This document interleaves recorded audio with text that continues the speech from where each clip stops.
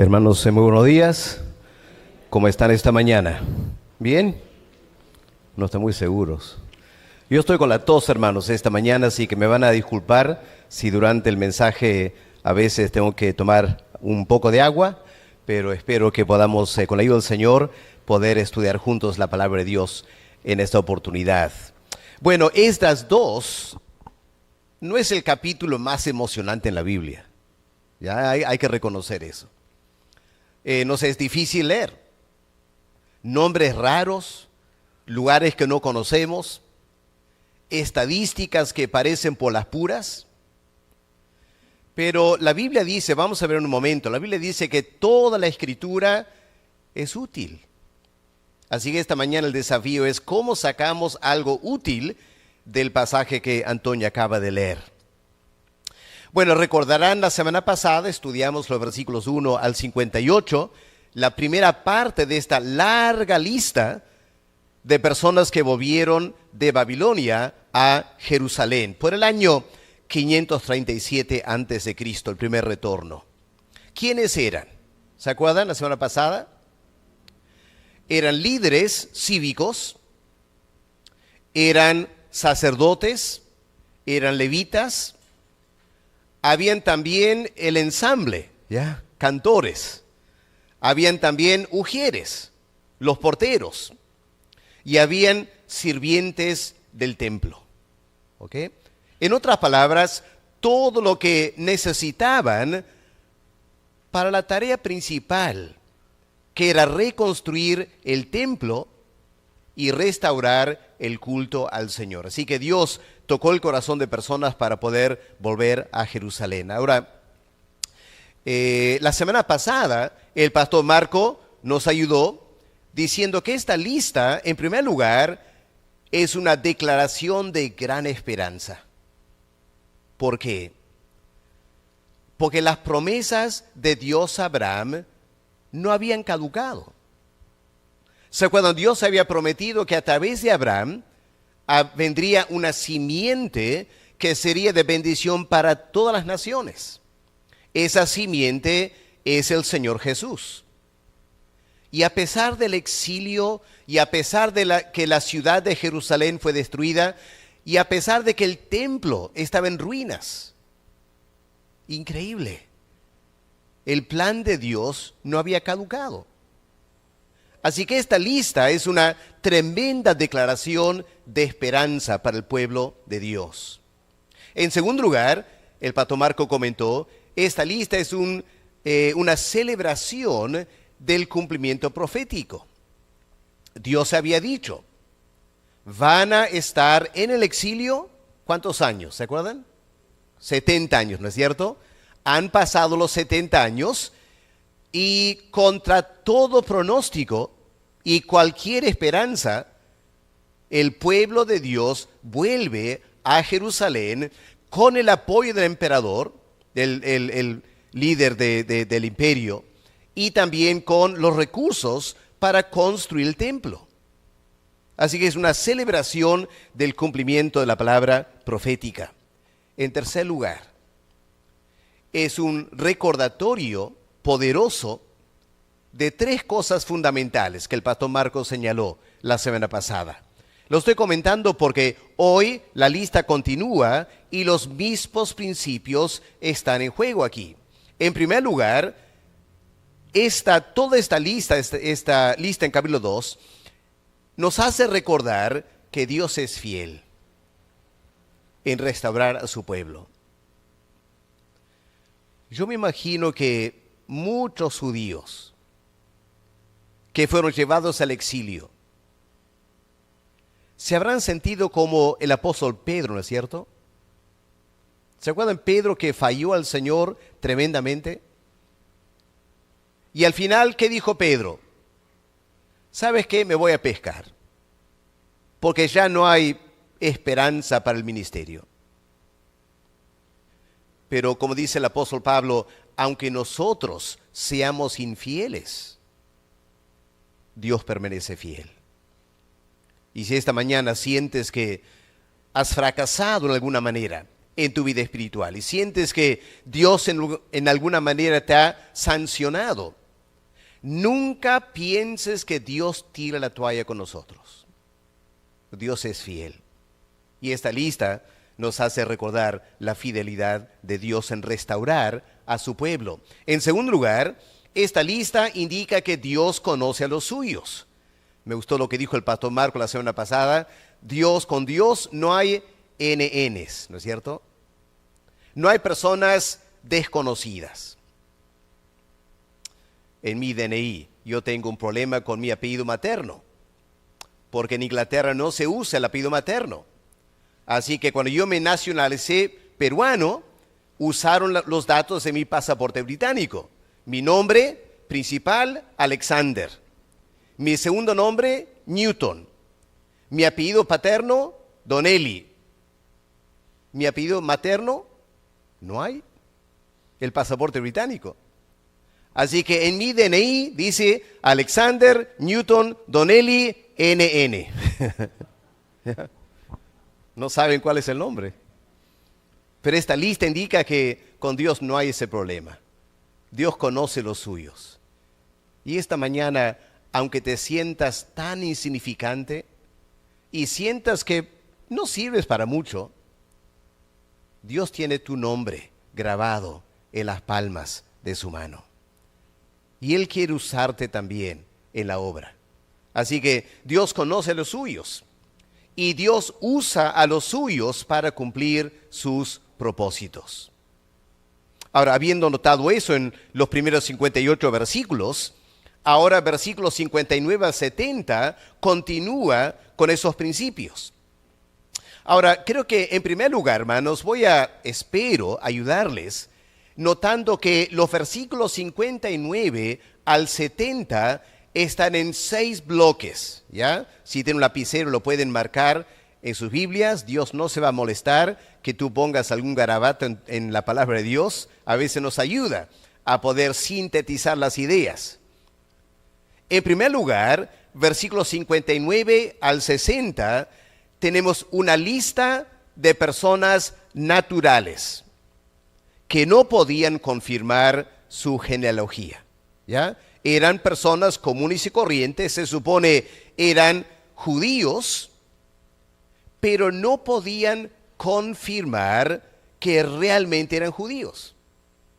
Eso, versículos 59 al 60. Luego 61 al 63 es similar, solo que no son personas naturales, son sacerdotes. Habían sacerdotes que volvieron, pero por una extraña razón no podían confirmar que realmente eran de familias sacerdotales. Así que hubo un problema. El tercer bloque aquí, versículos 64 y 65, es el resumen de los números de las personas que volvieron. ¿Okay? Hay un resumen, las sumas totales de los que volvieron. En cuarto lugar, versículos 66 y 67, hay una lista de animales. Increíble. Contaron los caballos, contaron también las mulas, contaron también los camellos, contaron también los asnos. Habían miles de ellos. Qué raro, ¿no? Aún así los contaron y están plasmados aquí en la Biblia. ¿Qué podemos aprender de eso? Vamos a ver en un momento. En quinto lugar, hay las ofrendas voluntarias de los líderes. Versículos 68 y 69, ¿ya? Una lista de ofrendas voluntarias de parte de los líderes. Y finalmente, todo termina con la ubicación de todas estas personas cuando volvieron a Jerusalén, ¿ya? Básicamente no quedaron en Jerusalén porque estaba destruida la ciudad, así que quedaron en las ciudades y los pueblos aledaños. Ahora tenemos 6 bloques ahí, ya no se asusten, hermanos, no vamos a predicar con 6 puntos esta mañana porque se van a cansar demasiado. Pero antes de empezar el análisis más detallado, quiero leer ese pasaje con ustedes en 2 Timoteo 3, el versículo 16 y 17. Porque, hermanos, cada vez que encontramos un capítulo medio raro en la Biblia, es importante recordar este pasaje. Segunda Timoteo, capítulo 3, versículos 16 y 17. ¿Qué dice el apóstol Pablo aquí? Muy importante para nuestra lectura de toda la Biblia. Dice Pablo, toda la escritura es inspirada por Dios, toda. De Génesis, bueno, Pablo estaba pensando de Génesis a Malaquías, pero lo extendemos a Apocalipsis. Y porque toda la escritura es inspirada por Dios, es útil. Cada capítulo, cada versículo de la Biblia es útil. Ahora, ¿útil para qué? 4 cosas, ¿no es cierto? Útil para enseñar. Esta mañana vamos a aprender cosas. Es útil para enseñar. En segundo lugar, es útil para redarguir. ¿Qué significa redarguir? Cuando algo no está bien, hay que corregir eso, redarguir, convencer. También hay que corregir, es la parte positiva. Habiendo mostrado que algo está mal, redarguir, ahora hay que hacerlo positivo, corregir, enmendar. Y finalmente para instruir en justicia. Ahora, ¿cuál es la meta final de Dios? Miren versículo 17, aquí en 2 Timoteo 3. ¿Qué es lo que Dios quiere para nosotros? Dice, a fin de que el hombre o la mujer de Dios seamos perfectos, enteramente preparados para toda buena obra. Y esta mañana, hermanos, espero que podamos escuchar el mensaje con estos 2 criterios. Anhelamos que Dios nos haga perfectos y anhelamos que estemos preparados para toda buena obra. Así que vamos a empezar esta mañana. ¿Qué cosas podemos aprender de estas 2 del 59 al 70? Voy a mirar mi reloj porque ahí dice las 7:15 todavía, así que tengo bastante tiempo para predicar. Lamentablemente mi reloj dice las 9, así que ya vamos a apresurar un poquito. Punto número 1. El servicio a Dios exige que seamos parte del pueblo de Dios. ¿Ok? El servicio a Dios exige que seamos parte del pueblo de Dios. Versículos 59 al 60. Dice, estos fueron los que subieron de Tel Mela, Tel Arsa, Kerub, Adán e Imer. Así que de 5 diferentes lugares en Babilonia, cuando la orden salió, vayan a Jerusalén a construir, cientos de personas de estos 5 lugares dijeron, amén, vamos a ir.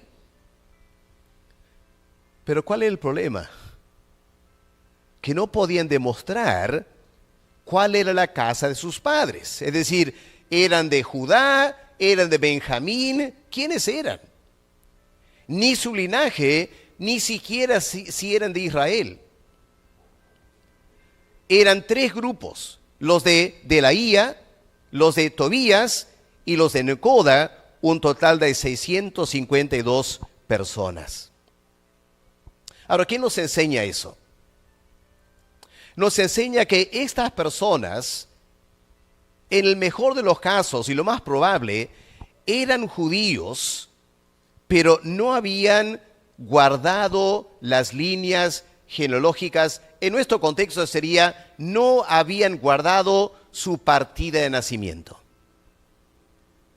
Ahora uno se pregunta, ¿y por qué no?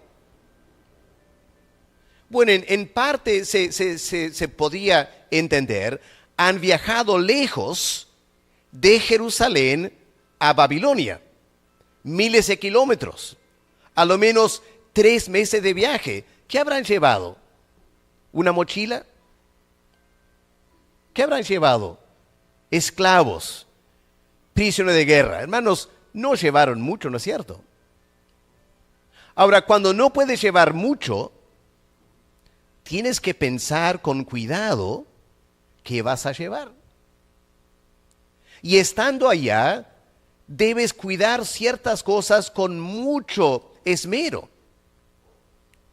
Los judíos sabían de la historia que la genealogía, trazar su descendencia o ascendencia a Abraham, era fundamental, era el gran orgullo de ser judío. Y estas personas simplemente descuidaron eso. O cuando salieron de Jerusalén, no se preocuparon por llevar su partida de nacimiento. O estando 70 años en Babilonia, no lo conservaron. De repente se mudaron de una casa a otra casa, eran 70 años difíciles. Quizá muchos de ellos ni pensaron volver a Jerusalén. Se enfriaron espiritualmente. No guardaron su identidad. Y ahora que Dios está restaurando su pueblo, ellos quieren volver, pero no podían comprobar quiénes realmente eran. Ahora, a primera vista, uno podía pensar, Dios es un poco malo. Porque ¿qué importa si son judíos o no? Se supone que lo importante es que quieren servir a Dios. ¿O será que Dios no quiere que los gentiles trabajen? No, hermanos. Cuando leemos esta lista con cuidado, vamos a encontrar algo interesante. Habían varios gentiles que volvieron con los judíos. Está escondido en nuestras Biblias, no lo podemos notar fácilmente, pero miren los versículos 43 al 54. Miren versículo 43 en particular. ¿Qué dice? Los sirvientes del templo. Bueno, en español eso parece muy normal, ¿no es cierto? Los sirvientes del templo, solo que la palabra en hebreo no es sirvientes. Interesante. La palabra en hebreo es los netinim. Y esta palabra, los netinim, viene del verbo natán, que significa regalo. Y hemos llamado a nuestro hijo Jonathan, porque Jonathan significa un regalo de Jehová. Así que estos sirvientes del templo no eran judíos. Eran gentiles que habían sido regalados a los levitas para el trabajo en el templo. Y eran de varias naciones menos de Israel. Puedes mirar en Números 31, vamos a mirar Números 31, versículo 47. Aquí tenemos un ejemplo de estas personas. Números 31 y el versículo 47. ¿Qué leemos aquí? Dice, y de la mitad, pues, para los hijos de Israel, tomó Moisés uno de cada 50, así de las personas como de los animales, y los dio, ahí está, Natán, los dio a los levitas, que tenían la guarda del tabernáculo. Eran, si me acuerdo bien este pasaje, eran madianitas. Habían conquistado estas personas en la guerra. No eran judíos. Pero Moisés, se supone, bajo la dirección de Dios, regaló a los levitas estos madianitas. Llegaron a ser netinim, sirvientes del templo, mas no eran judíos. Podemos mirar también otro ejemplo, Josué capítulo 9 y el versículo 23.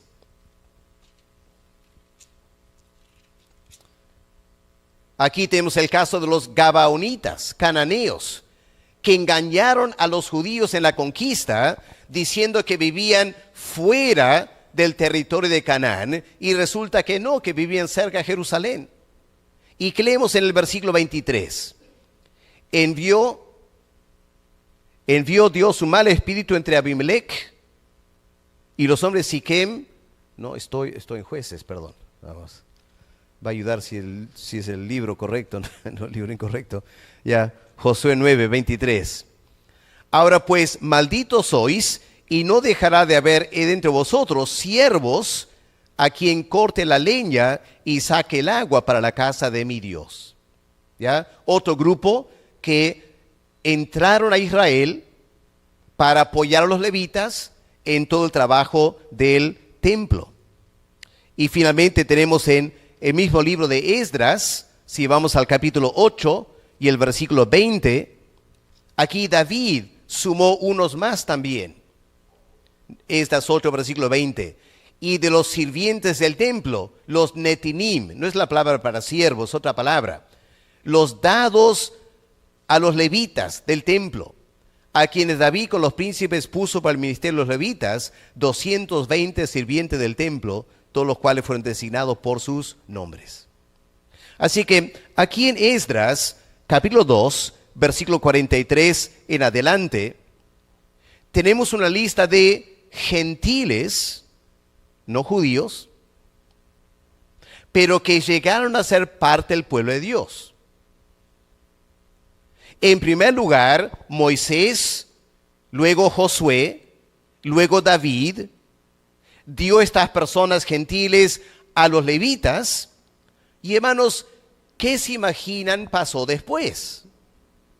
Una vez que fueron dados a los levitas, se circuncidaron y se volvieron como yo.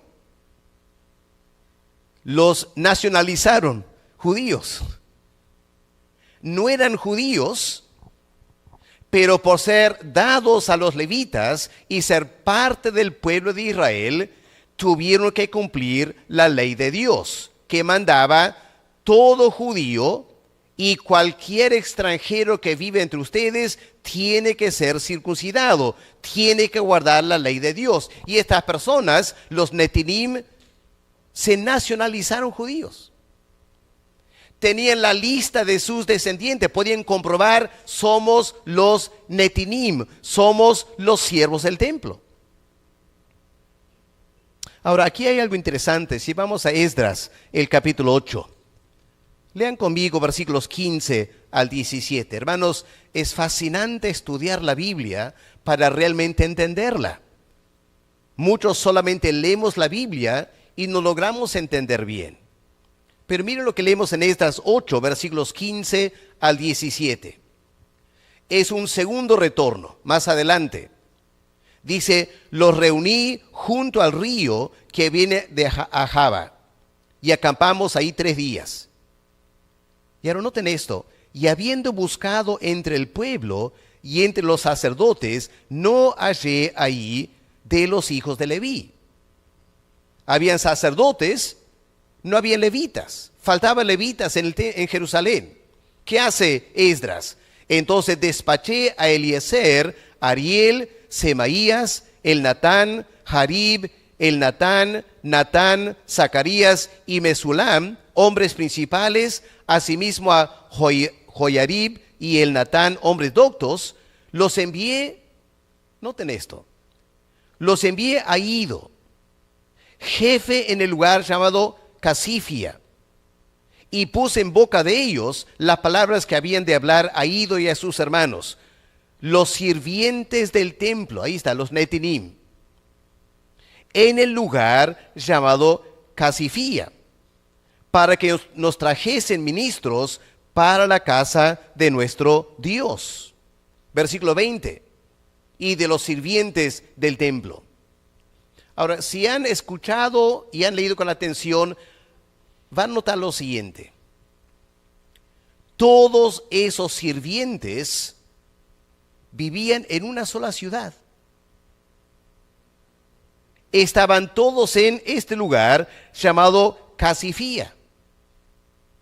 ¿Qué significa eso? Significa que cuando fueron llevados al exilio, 70 años antes, ¿qué decidieron hacer? Decidieron todos vivir juntos en un solo pueblo. ¿Para qué? Para mantener su identidad no como judíos, sino como sirvientes del templo.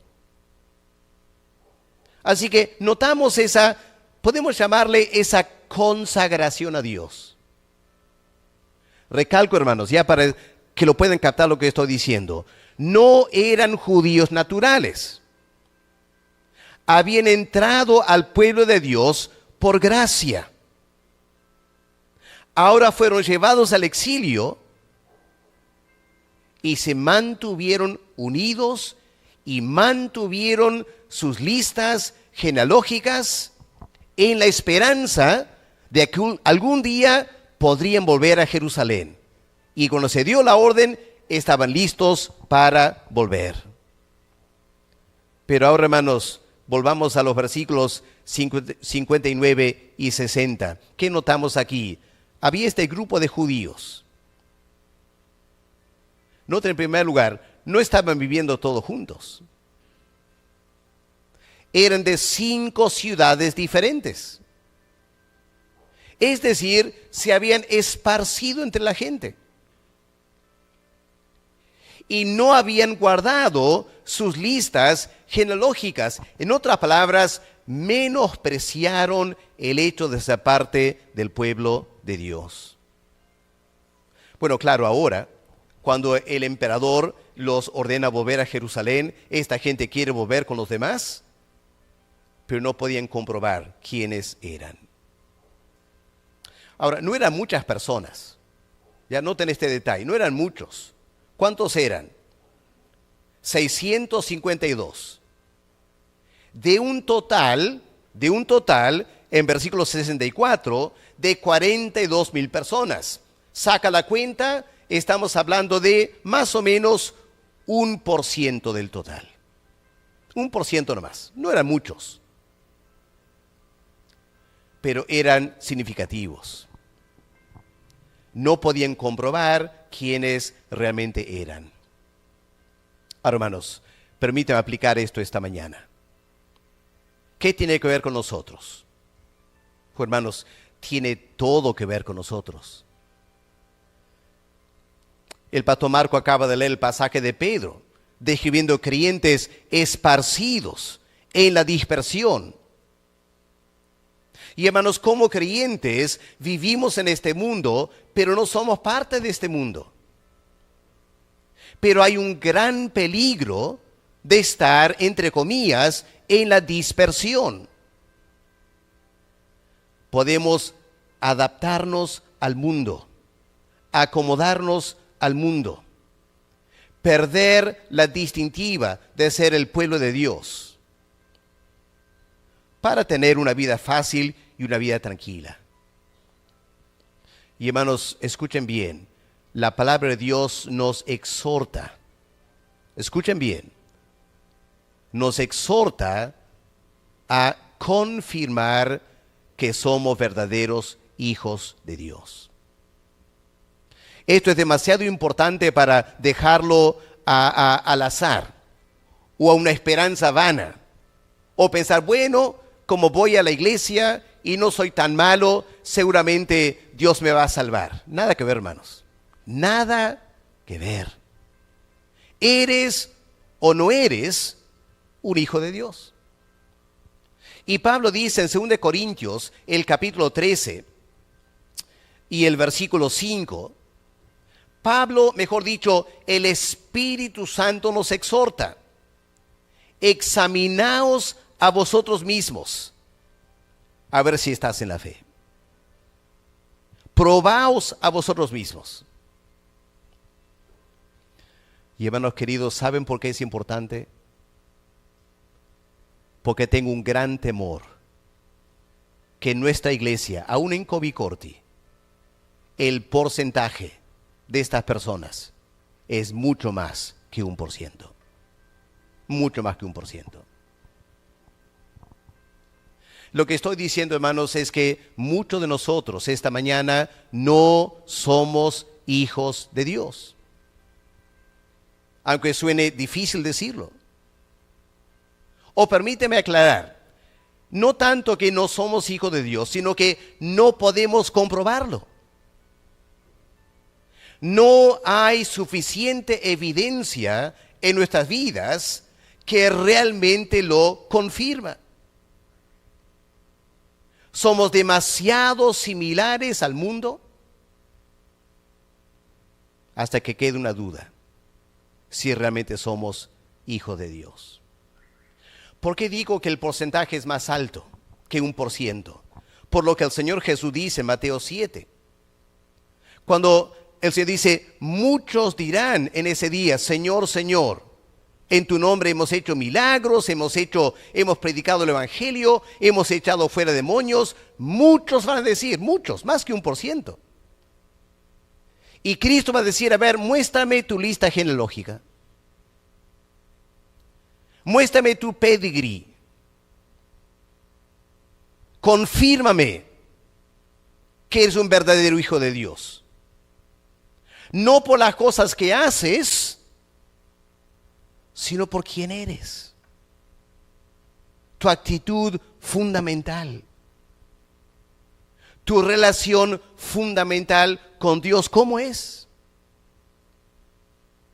Por ejemplo, ¿lees la Biblia todos los días?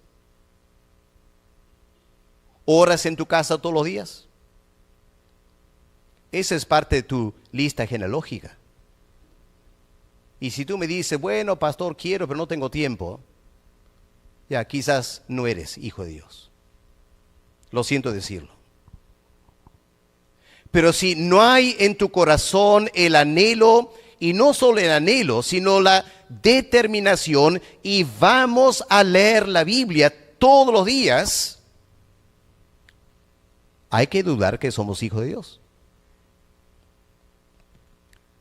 Si llegamos a la iglesia tarde, cada domingo, hay que dudar que somos hijos de Dios. ¿Es cierto, hermanos? ¿Ya? Porque una persona que es hijo de Dios, tienes tanto respeto por Dios que no eres capaz de llegar tarde. No serías capaz de llegar tarde para tomar tu avión. Y llegas tarde para adorar a Dios. Dice el Señor, no compruebas que eres hijo de Dios. Hermanos, como toda la Biblia es útil para redarguir y para corregir. Hermanos, es tiempo que cada uno de nosotros tomemos un momento muy serio para preguntarnos, ¿soy o no soy hijo de Dios? ¿Cuáles son las evidencias concretas? Porque si no te examinas hoy, el día del juicio final podías tener una enorme sorpresa. Y va a ser demasiado tarde. Es el primer punto. Voy a tener que avanzar rápido, hermanos, por los demás. Segundo punto, versículos 61 al 63. El deseo de servir a Dios no es suficiente para estar en el ministerio. ¿Ya? El deseo de servir a Dios no es suficiente para estar en el ministerio. ¿Por qué no? Bueno, aquí hay una lista de personas. ¿Quiénes eran? Aparentemente eran hijos de los sacerdotes. Decían ser hijos de los sacerdotes. Toda una lista de personas ahí. Pero ¿cuál es el problema ahora? Que buscaron su registro de genealogías, quizá en Jerusalén, y no fueron hallados. Y porque no fueron hallados, fueron excluidos. Ahora, hoy en día, hermanos, les confieso algo, hay muchos creyentes que tienen un concepto tan ingenuo de Dios, tan ingenuo, para decir, Señor, yo quiero servirte, así que tienes que dejarme. Hoy dice Dios, no me interesa lo que tú quieres. Dios dice, no me interesa lo que tú quieres. Yo decido. ¿Te imaginas? Yo mañana voy al Palacio Presidencial en Lima, toco la puerta y le digo a la presidenta, señora presidenta, yo quiero ser embajadora de los Estados Unidos. ¿Qué se imaginan la presidenta me va a decir? ¿Qué me importa lo que tú quieres? Yo mando aquí. Yo soy presidenta del Perú. Yo escojo embajadores no se trata de voluntarios, se trata de quien yo nombro. Y si es así para embajadores humanos, ¿acaso no será así para embajadores divinos? ¿Será que Dios es tan paupérrimo que Dios acepta a cualquier persona que quiere servir? No, hermano, Dios tiene más dignidad que eso. Mucho más dignidad que eso. Y Dios insiste en su derecho de nombrar quienes lo van a servir. Ahora, en el pueblo de Israel, los sacerdotes, ser un sacerdote era un rol sagrado. Nadie podía ser sacerdote si no era de la línea sacerdotal. Es interesante, cuando leemos el Antiguo Testamento, vamos a encontrar algunos casos donde personas que no eran sacerdotes se metieron al sacerdocio. Puedes mirar Números, capítulo 16, la rebelión de Coré. Habían 250 levitas. Ahora, ¿cuál es la diferencia aquí, hermanos? Los sacerdotes eran descendientes de Aarón. ¿Ok? Aarón era descendiente de Leví. Todos los levitas podían servir al templo, todos. Pero solo los que venían de la línea de Aarón podían ofrecer sacrificios y eran sacerdotes. Dios lo había determinado. Pero durante el Éxodo habían 250 levitas que decidieron: yo quiero ser sacerdote. Y se pelearon con Moisés y Aarón, que no les permitían. E insistieron. Y puedes leer el capítulo 16 de Números y vas a ver qué les pasó a esas 250 personas y todas sus familias. La tierra se abrió y los tragó a todos vivos. Wow, qué drástico es Dios, ¿no es cierto? Porque ellos no habían sido llamados por Dios. Más adelante, en 2 de Crónicas, capítulo 26, leemos de un rey, Usías. Lo triste es que era un excelente rey. Pero un día, este rey en su orgullo entra al templo de Jerusalén y él decidió que como era rey y era poderoso, él también podía ofrecer sacrificios. Le advirtieron: no lo hagas. Lo hizo. El resto de su vida leproso. Salió leproso. Y el resto de su vida leproso. Porque quiso meterse a una tarea sagrada a la que Dios no lo había llamado. ¿Cómo lo aplicamos, hermanos, hoy en día? Permíteme aplicarlo al ministerio pastoral. Por un lado, como creyentes, todos somos sacerdotes. Ya la Biblia nos llama un real sacerdocio. Todos podemos servir a Dios y todos podemos ofrecer sacrificio de alabanza. Pero, escuchen bien, pero Dios se reserva el derecho de nombrar pastores. Ser pastor no es asunto de quien quiere. Es asunto de quien Dios nombra. Y lamentablemente, más que nada en Inglaterra, hay un montón de personas que se llaman pastores, que no deben estar en el ministerio, porque no creen la sana doctrina. Y al no creer la sana doctrina, no deben estar en el ministerio.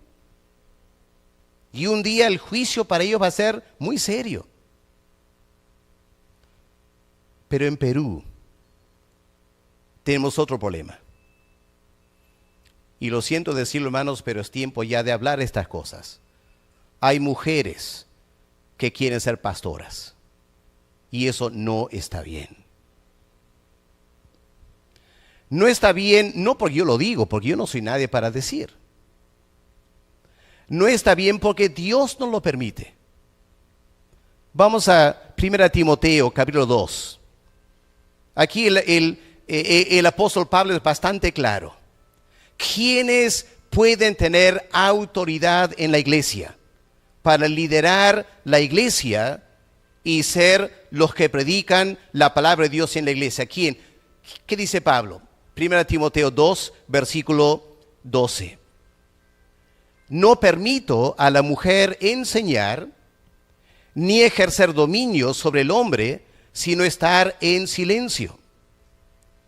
Porque Adán fue formado primero y después Eva. Y Adán no fue engañado, sino que la mujer, siendo engañada, incurrió en transgresión. ¿Cuál es el papel de la mujer? Se salvará, no espiritualmente, sino que esto es la forma sana de vivir como mujer, engendrando hijos, si permaneciera en fe, amor, santificación y modestia. Hoy en día, la sociedad me mataría, ¿no es cierto?, por leer este pasaje. Machista, patriarcado y todas las demás palabras. Y el argumento que lamentablemente hasta en la iglesia se hace es, bueno, esto fue la opinión de Pablo. Permíteme decir, hermanos, esta mañana no es la opinión de Pablo. Porque Pablo es un apóstol. Pablo no emite pensamientos personales. Pablo declara la voluntad de Cristo. Él es apóstol. Es una carta apostólica canónica, no es la opinión personal de Pablo. Es el Espíritu Santo hablando a través de Pablo. Es más, es el Espíritu Santo interpretando las Escrituras del Antiguo Testamento, sustentando esta afirmación. Los ancianos o pastores en la iglesia solo deben ser varones. ¿Y las mujeres que se meten en el ministerio? Bueno, ¿qué pasó con Usías? ¿Qué pasó con Coré? Hermanos, es un asunto serio. Porque estamos rebelándonos contra Dios. Ahora, yo no niego que esas mujeres pueden ser excelentes creyentes. No negaría que tienen dones espirituales, que aman al Señor. Pero cuando una mujer aspira a ser pastora, se está rebelando contra Dios. No es lo que yo pienso, es lo que la Biblia dice. Y aquí está, hermanos, en la Biblia. Habían personas que querían ser sacerdotes, pero no había la evidencia de que Dios los había llamado. Y fueron excluidos del sacerdocio. Claro, yo sé que en versículo 63, parece que se da la posibilidad de que cuando llegara un sacerdote, un sumo sacerdote, con estas piedras de Urim y Tumim para consultar a Dios, podría ser que Dios diría si son sacerdotes. Había esa posibilidad en ese tiempo. Ya no hay esa posibilidad. Porque no necesitamos echar suertes el Urim y el Tumim. Dios ya reveló su voluntad.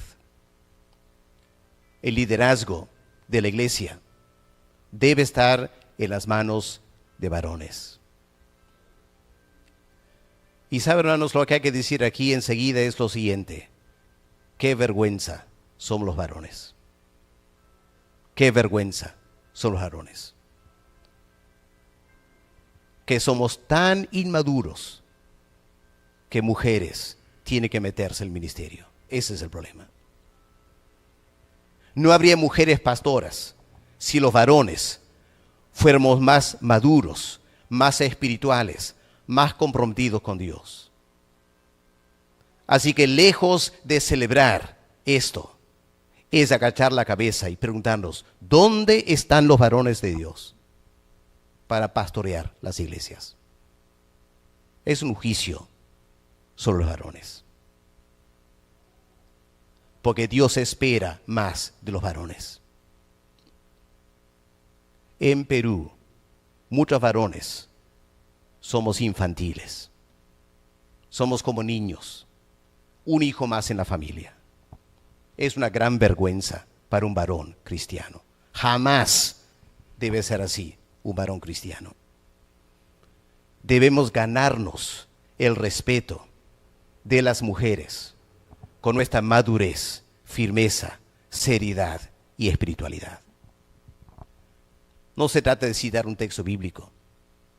Se trata de mostrar en nuestras vidas que tenemos el derecho de este liderazgo en la iglesia.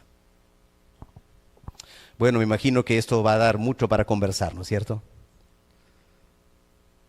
Tercer lugar, y para balancear esto ahora, en tercer lugar, versículos 64 al 67 nos enseña que todos somos útiles para Dios. Así que para ustedes, hermanas, si están escuchando una vocecita diciendo, ¿y para qué nací mujer? No sirvo para nada. Falso, hermanas, totalmente falso. Aunque no puedan ser pastores, ustedes las mujeres y todos los demás podemos ser muy útil para Dios. Dios no menosprecia a nadie. Porque, hermanos, en versículos 64 y 65 hay un resumen de esta lista, ¿no es cierto? Vamos a leer versículos 64.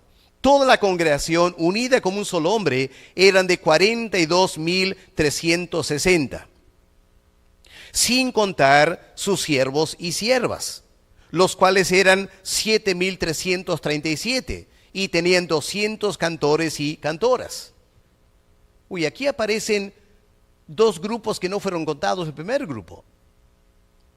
Habían siervos y siervas, y habían cantores y cantoras. Ahora, ¿por qué se mencionan aparte de los 42,300? Porque estos sí eran gentiles. Eran gentiles. Porque si hubieran sido judíos, estarían en la lista anterior. Así que se mencionan después para indicar estos no eran judíos, eran gentiles.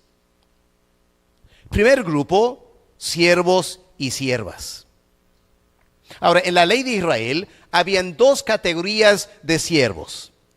Habían judíos que por pobreza vendían su servicio por 7 años y al fin de los 7 años volvían a ser libres. Judíos.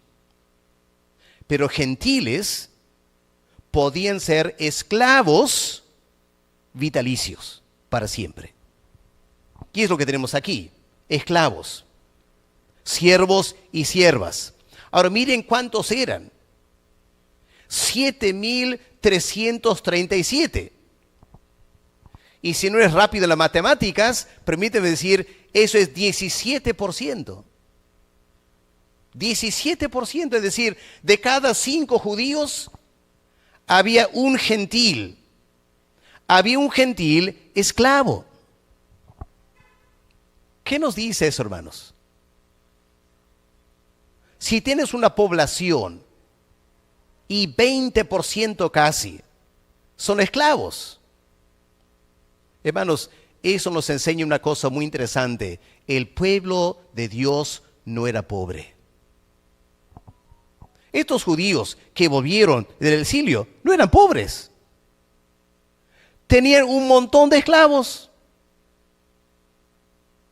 Ahora, ¿quién tiene, o en ese tiempo, quién tiene un esclavo? Una persona pudiente que podía contratar o tener en su casa 2 o 3 personas que trabajaban a favor de la familia.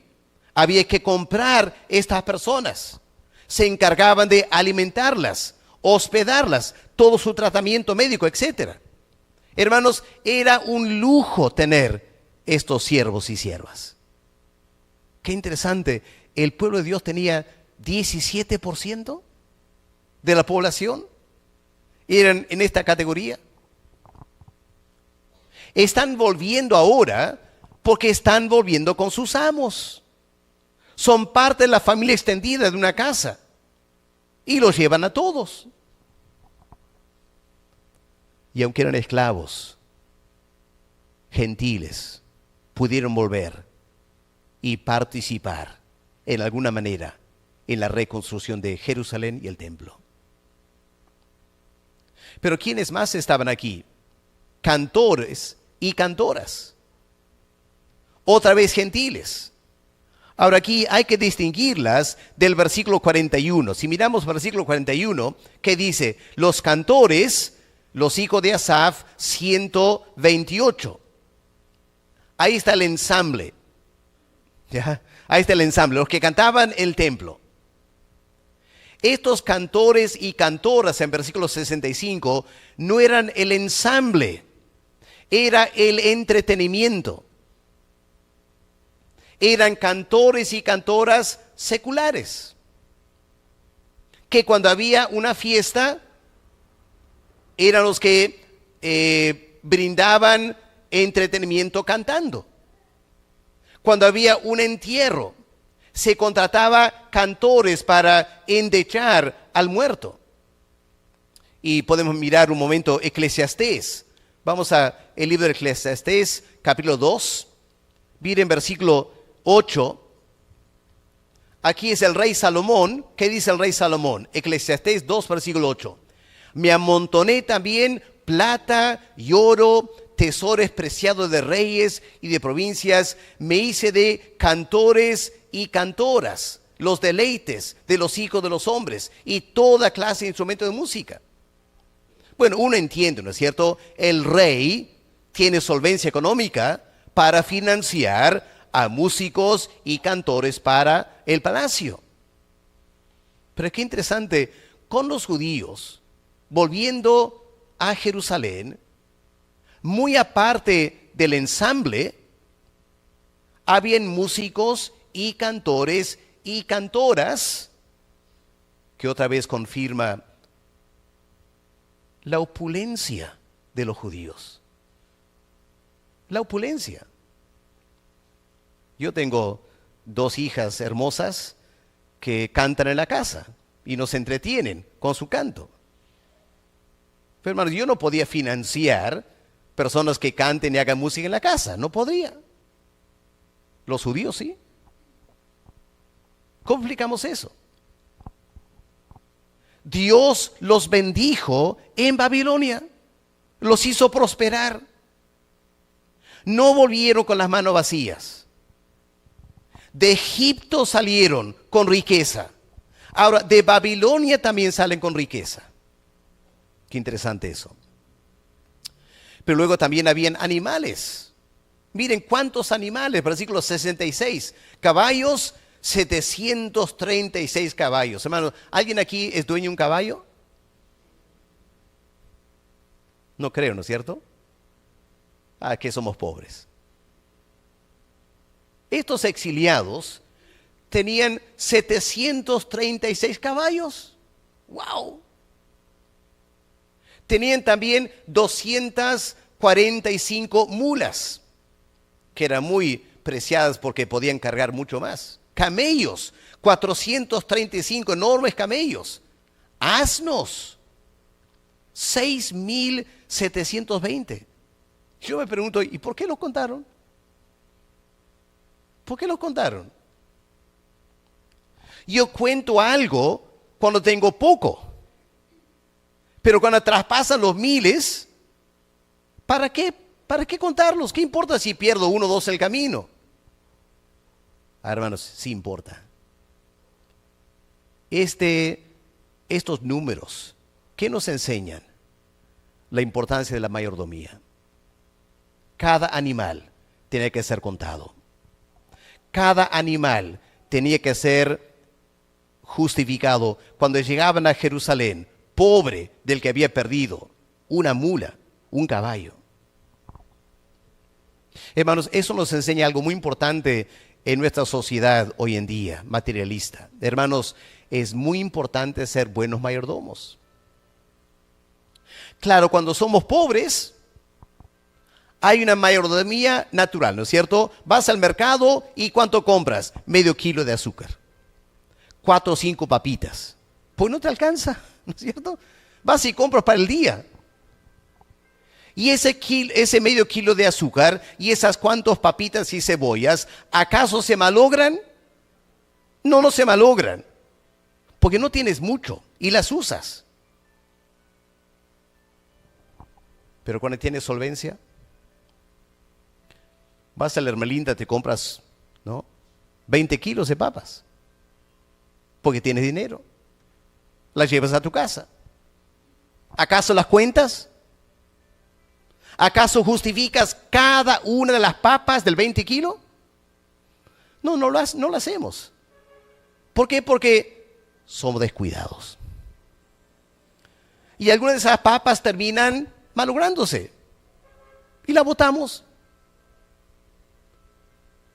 Porque no somos buenos mayordomos. Eso no está bien, hermanos. Lo siento, pero no está bien.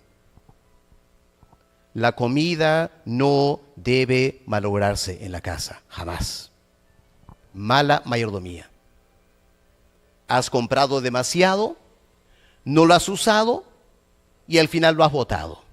Y tu conciencia te debe decir, eso está mal. Y si tu conciencia no lo dice, aquí está la palabra de Dios. ¿Ya? Habían 6,720.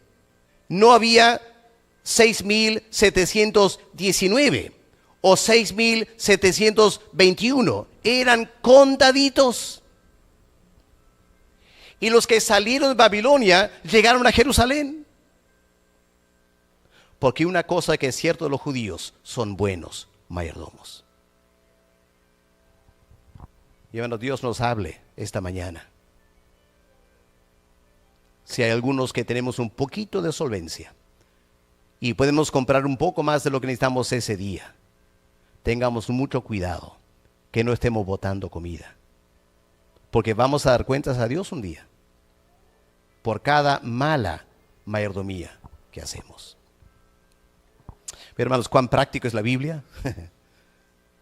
Para terminar, el servicio exige la generosidad de los líderes. Termina versículos 68-69 esta lista de ofrendas voluntarias. Ahora, en capítulo 1, versículo 6, leemos que los judíos que quedaron en Babilonia ofrendaron. Y había un montón de ofrendas para llevar a Jerusalén. Pero interesante, dice versículo 68, algunos de los jefes de la casa paternas, cuando vinieron a la casa de Jehová que estaba en Jerusalén, hicieron ofrendas voluntarias. ¿Por qué? ¿Por qué lo hicieron? Porque como líderes podían ver la necesidad. Ahora, es muy fácil ser generoso con dinero ajeno, ¿no es cierto? Estos líderes podrían haber dicho, ya, ¿sabe qué, hermano? Vamos a levantar una ofrenda especial, cada uno va a dar 2 monedas de plata, ¿ya? Cada uno el mismo monto y recaudamos lo que es necesario. No. Los líderes dieron el ejemplo. Ellos dieron de su dinero. Ahora, ¿cuánto dieron? Miren lo que dice versículo 69. Dieron 61,000 dracmas. Me enteré que un dracma equivale a un denario, que equivale el trabajo de un día, un jornalero. Así que si sacas la cuenta, 61,000 dracmas de oro, ¿cuánto es? Equivale a 167 años de trabajo. ¡Wow! ¿Te imaginas? Estos líderes reunieron dinero que sumó lo que ganarían en 167 años de trabajo y lo dieron todo al Señor. ¿Qué más dieron? 5,000 libras de plata. Eso equivale a 1,800 kilos de plata. Estamos hablando, hermanos, de una suma fabulosa. Los líderes dieron el ejemplo de suplir la necesidad. Y también 100 túnicas sacerdotales. Hermanos, es un privilegio ser un líder en la casa de Dios. Es también una responsabilidad. Los líderes debemos ser los primeros en ofrendar para la obra. ¿Por qué? Porque como líderes podemos ver la necesidad de la obra. Muchas veces los hermanos ni cuenta se dan cuánto cuesta tener una iglesia. Los hermanos no se dan cuenta, los líderes sí. Y los líderes tenemos que dar un ejemplo. Termina el pasaje, versículo 70. Habitaron los sacerdotes, los levitas, los del pueblo, los cantores, porteros, sirvientes del templo, en sus ciudades. Y todo Israel en sus ciudades. No en Jerusalén, porque Jerusalén estaba en ruinas. Pero se hospedaron, se alojaron en ciudades cerca a Jerusalén, porque habían venido para construir el templo. No era seguro vivir ahí. Era como vivir en el alambre, digamos. Ojalá nadie del alambre se moleste conmigo. Pero escogieron vivir en una zona difícil, peligrosa. Habían asaltantes y ladrones. ¿Y por qué vivieron ahí si eran gente con plata? Porque su visión, el templo. No se buscaron ciudades tranquilas, urbanizaciones bonitas, lejos del templo. No, habían venido para trabajar en el templo. Se ubicaron cerca del templo. El compromiso era con la casa de Dios.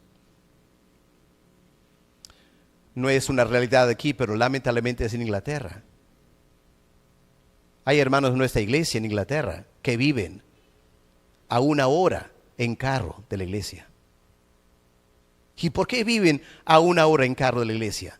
Porque quieren una casa bonita en el campo, con toda la tranquilidad. Y tienen que viajar 1 hora de ida, 1 hora de regreso a la iglesia. ¿Y qué pasa en invierno? Cuando está nevando. No voy pues. Mucha nieve, difícil, me quedo en la casa. Y se enfrían espiritualmente. Su corazón no está en la cosa de Dios. Su corazón está en su vida personal. Estos exiliados no fueron así. Volvieron a Jerusalén, era peligroso, y se ubicaron en la ciudad de cerca para servir al Señor. La semana que viene vamos a empezar a ver qué hicieron llegando allá. Estas personas, toda una mezcla de personas, ¿qué hicieron? Eso lo vamos a ver la semana que viene. Pero espero que esta mañana algo de lo que hemos escuchado nos haya enseñado, redarguido, corregido, instruido en justicia, porque es palabra de Dios. Padre, Señor, Padre amado, gracias por este tiempo de estudiar tu palabra. Gracias por tu ayuda, Señor, y por la concentración de los hermanos.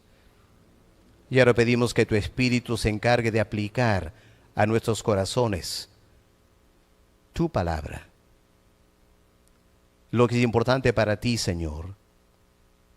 Danos corazones humildes, que no buscan justificarnos o poner pretextos, sino que habiendo escuchado tu palabra, lo empezamos a poner en práctica. En el nombre del Señor Jesús te lo pedimos. Amén. Amén. Dios le bendiga, hermanos.